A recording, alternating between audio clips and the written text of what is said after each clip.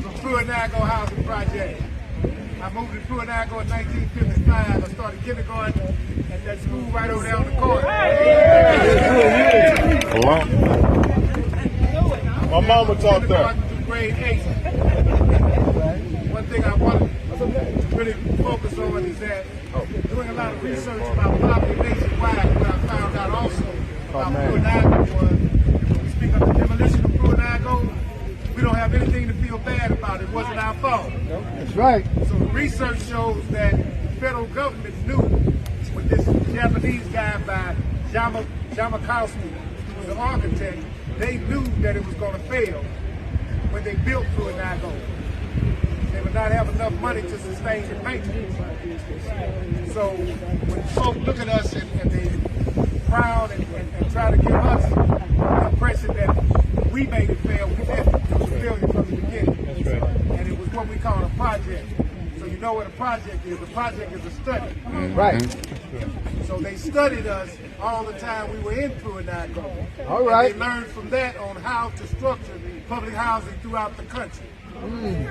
Pruitt-Nago at that time in 1954 was one of the largest, or the first largest public housing project in the country. Hallelujah. And they studied that project. And so coming out of Pruitt-Nago, Tell her look it is. excuse me. Go ahead, Mike. All right, here we go. So I come out of Pruitt-Nago, go to Vashon High School, finish Vashon, go into the military before being drafted to the Vietnam War. So I come back, go back to college, married my teenage sweetheart, and went to McDonnell Douglas Aircraft, became an accountant. All right.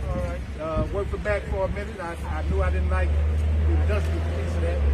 So I left McDonald's, and then I worked my way around. I wound up in the 80s working for St. Louis Housing Authority. All right, that's right. With the Lord's direction, I wound up on the Dawes and Webby Housing Project becoming a manager. That's right, I remember. So I went back from once I came to help my people.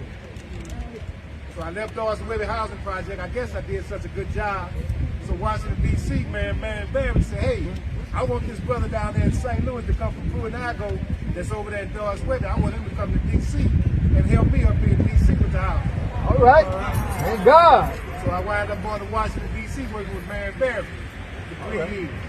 I learned a lot from it. A lot of people give Marion Barry a bad rap.